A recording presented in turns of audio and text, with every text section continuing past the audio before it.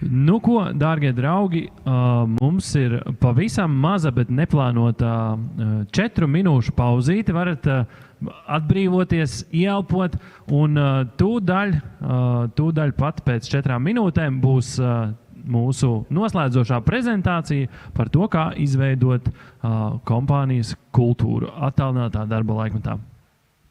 Thank you for being patient with us today. As you know, this digital age takes some time to get used to, so all the technology that we have needs to work in sync. And we have successfully connected with our last speaker for today, Process U member of the board, Laila Māra Pesoa. Laila, can you hear me right now? Yes, I hear you. Can you hear me? Yes, I heard that you hear me. I will wait a bit. So I see your face in my screen right here. Yes, there you are. And hopefully you can see me as well. You can't see the audience, and we have quite a packed audience today. So everybody's anxious to hear more about how to achieve this continuous improvement culture. So that's an intriguing title, and I hope that you will share more info on that. The stage is yours. Thank you very much. It's a pleasure to be here talking, especially about a topic that is, well, it's a big passion that I have, that is the super users. Do you see my screen? Okay, I suppose it's my screen, yeah. So, yeah, I'll define for you here the super user concept. Is one thing I have worked with, studied about, and implemented all around. To talk a little bit about, let me go to the next slide. So the agenda today, first I'm going to introduce myself. We'll talk about business process management maturity. What is this concept and how are the companies doing at that in the last few years? I'll tell the case study of a company located here in Latvia, but a global one. Then I'll go more in depth about the super user definition. What are the effects of having a super user and a super user network when you have multiple super users working together? And finally, how to find your super user. So how to know the person is the right one to be a super user. So a little bit about my background. I worked always with business process management, and then together with that, knowledge management and change management. And my focus has been always in helping people to learn their own process, adapt the process to who they are. And therefore we have like the process you, the process has to be the people who are in that process. It's not putting people in boxes, but making their way of working better based on who they are and their styles and the specific context of a company. And I've been in different roles related to process management, from process analyst, just drawing flow charts, to working in business process office in Baltic level, also in global level.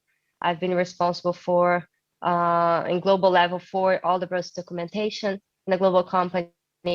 I've been a process owner, I've been a super user, and I'm also a super user leader. So yeah, creating super user networks.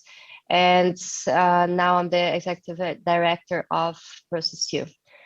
So all I'm going to tell today is a little bit like a storytelling of how it went through in my my studies and my career. How did I find it all out? And I hope it's interesting to you as it is to me.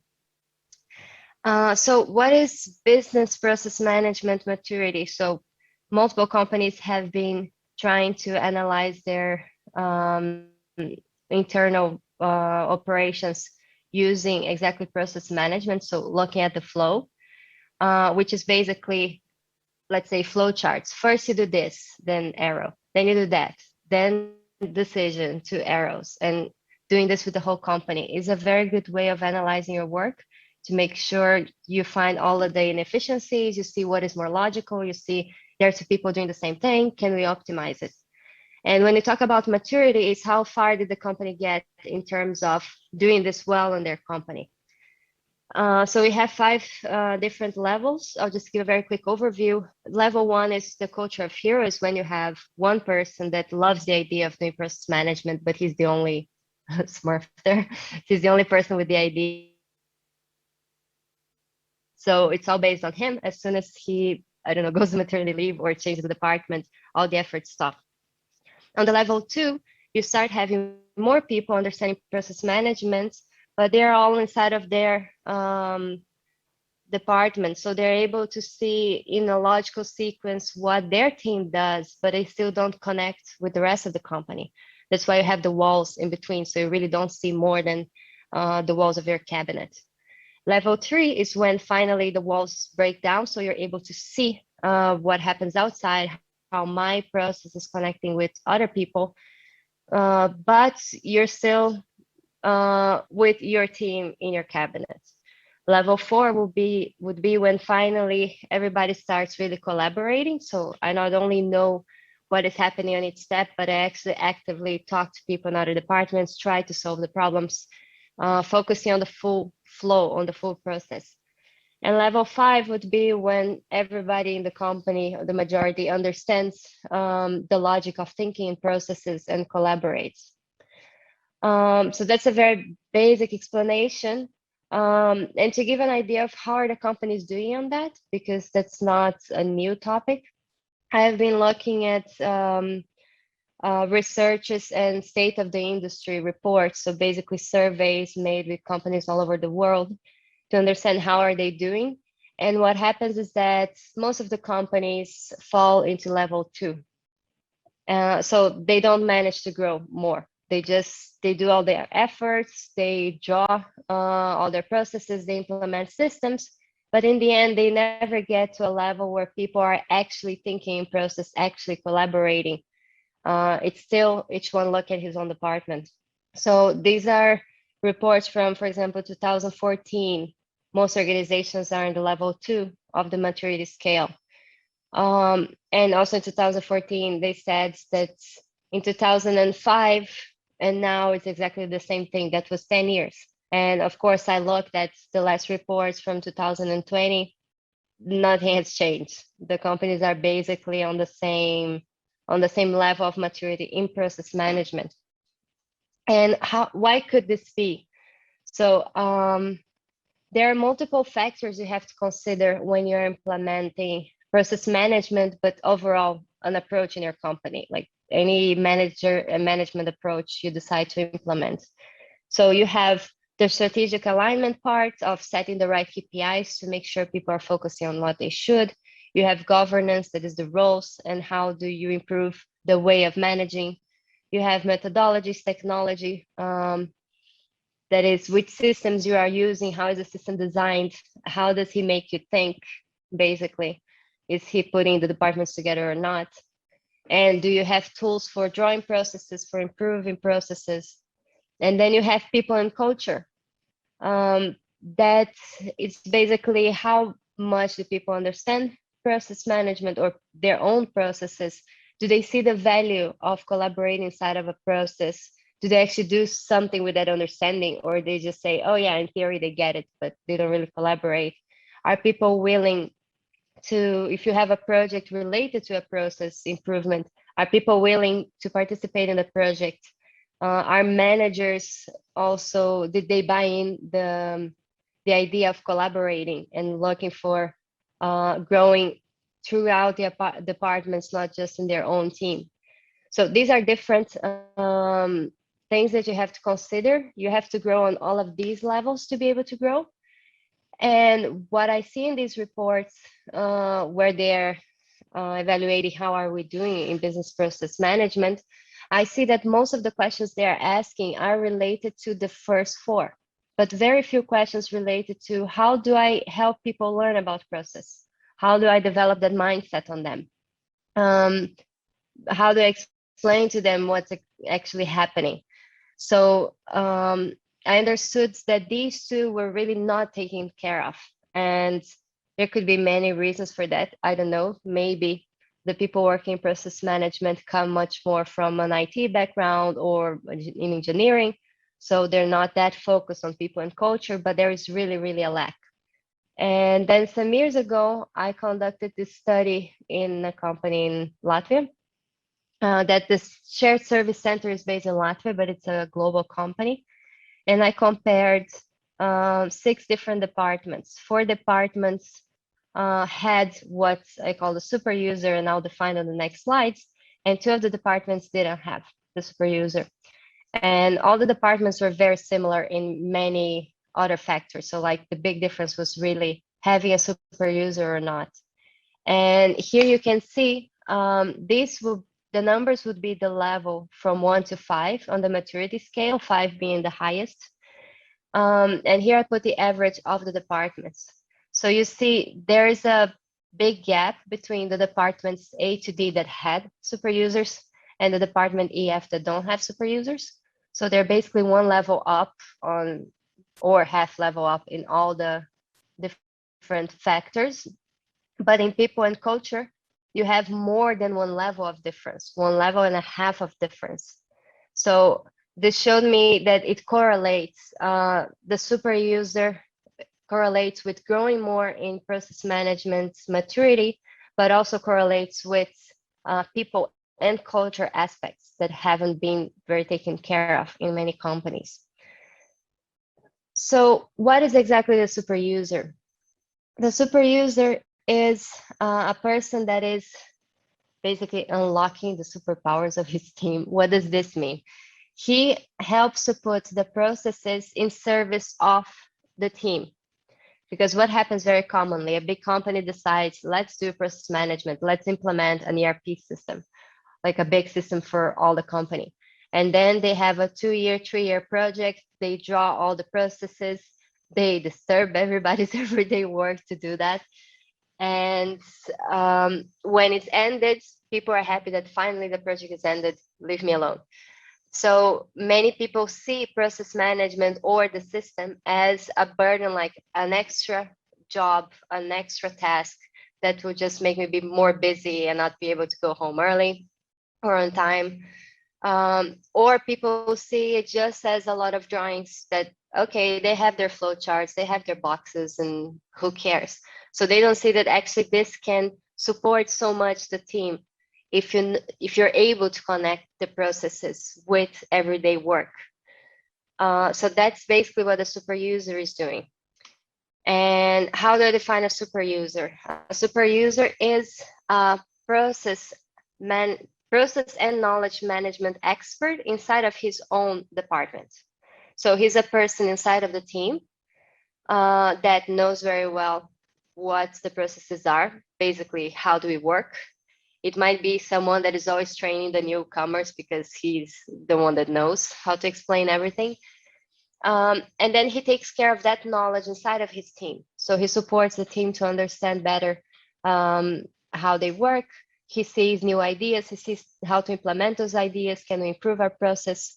If there are new ideas around, there are things, lessons learned, they help capture that and put it either in a document or really incorporate on the way the team works. So he's managing all that process and knowledge inside of the department. This is what a super user is. And just to distinguish between some users, we might have some roles we might have heard of. So commonly in IT implementation processes, you have a key user that sometimes is also called super user or power user. So these are people that are given more access in the system during the project. They represent different functions, but they're there for the 2 years of the project. So the super user is not just for a project, it's a permanent role in the organization. He can also be involved in projects, that is one of his tasks, but he is all the time existing on that specific department. The second difference with these other roles is that it's not just focused on systems. It really has a process management part and the knowledge management part as part of his role. And what he's actually developing, his focus is developing the team's learning capacity. So he learns better and he helps everybody else in the team to learn better. And it's also not a process owner. That's the other distinction that is important, because usually when you implement process management in a company, you define who are the process owners for the different processes. And the process owner usually is one person for a very big process, like one person for order to cash that includes so many roles, includes customer care, includes accounts receivable, includes transportation. So you usually have one process owner for what would be a lot of departments because they're all inside of the same process.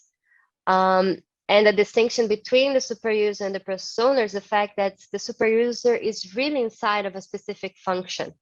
So he is in functional level, but he's helping the people in his functional level to connect to the entire process. And the other difference that is very important between the super user and the process owner is that the process owner has this overall understanding of the process.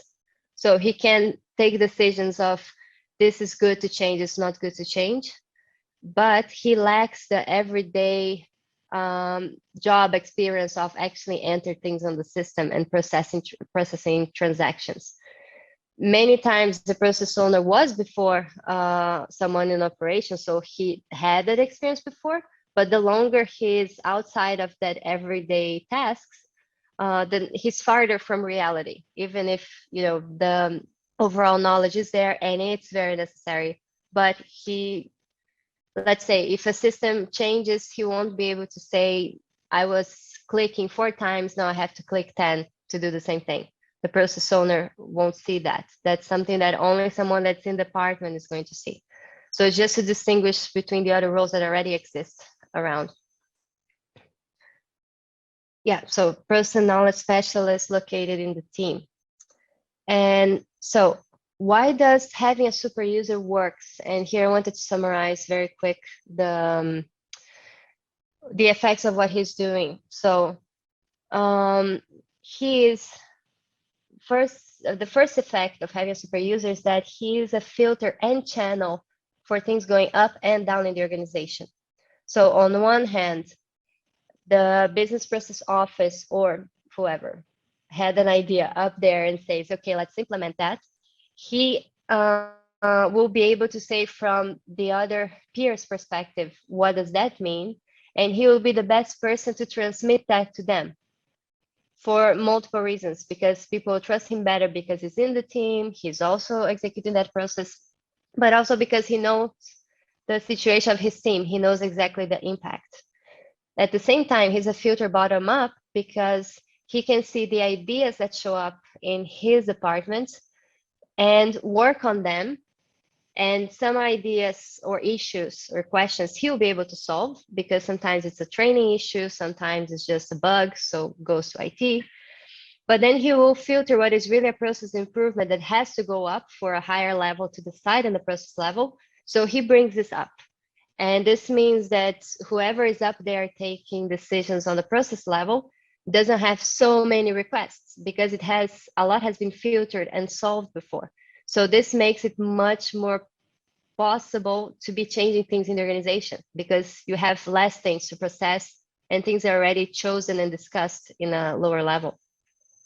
The second thing that works very well with the super user is that he becomes a process management coach for his team because he understands what a process is. He doesn't need to know a lot of detail on process management, but he understands what a process is and he understands his process. And he'll be able to help each person in his team to develop the same logic in his head. So it's something really very individualized for everybody that's in the team. And then the last thing is the fact that he's doing the knowledge management inside of his team and really managing that process inside. So he's taking care of improvements, he's taking care of training, he's capturing knowledge that is generated. So this means he helps his entire team to go from a level 2 of maturity to a level 3 of maturity, which is what is missing for the company to grow in maturity in business process management. And if you have more than that, a super user network, so that means you have super users all over the organization in different teams, and this means they can collaborate. So you have even more benefits because they might see something that has to change. They might see some idea, some way of doing the process better, and they have other super users to talk to. So you create a huge support network and development network. So this is what enables continuous improvement in the organization. Okay, it's One thing is having the channels for the things to happen. So the super user is the channel for suggestions to go up and to come down, to be explained on the better way, to be filtered on what makes sense. But also, this gives motivation to people. That's the second point, because they see things happening. I think the worst thing is when you have a team that is like open to change and come on, let's do something. And they give a lot of ideas and everything gets blocked somewhere. So he makes it possible because, as I said, he's solving some issues on one level, other issues another level. So you make the most important things flow while the other ones are dealt with on other levels. And the last thing is that it's easier to implement change if it comes from someone you trust. And if you have people inside of each department that are the ones implementing that change, doesn't make it easy, but makes it less painful, a little bit easier. So this is what enables the continuous improvement on having a super user. And then lastly, how do I know a person is the person to be my super user? So it has to be someone that knows very well daily routines. So what the team is doing, he's the guy that knows how to explain it. He has to enjoy finding new solutions. So it's not that person that just repeats the same and please don't touch my work. It has to be someone that likes solving problems, thinking, discussing. It has to be also someone self-motivated because it's a role that usually comes on top of the role you already had. So when I was a super user, I was working like 60% of my time on customers and then 40 as super user. This percentage can be different. It can be 10% as a super user, but it's an extra activity that you have, and you're the one also generating ideas. So you have to be self-motivated. There's no one saying, okay, which new idea you have this week? This comes from the super users. It has to be someone open, communicative, because he'll be training people, he'll be talking to other super users and to people at other levels. And he has to be very ready to listen and to adapt. Because again, he's listening to people at different levels, he's listening to his team, and he has to be the first one to be open to implement the change and then to convince the other people. And that was basically it. My colleague Maris, he's there also with my business card because I'm very sorry I didn't manage to be in Riga. I really wanted to be there. But my colleague Maris has my business card in case someone wants to talk or a meeting, have a conversation. And I'd like to know if anyone has questions.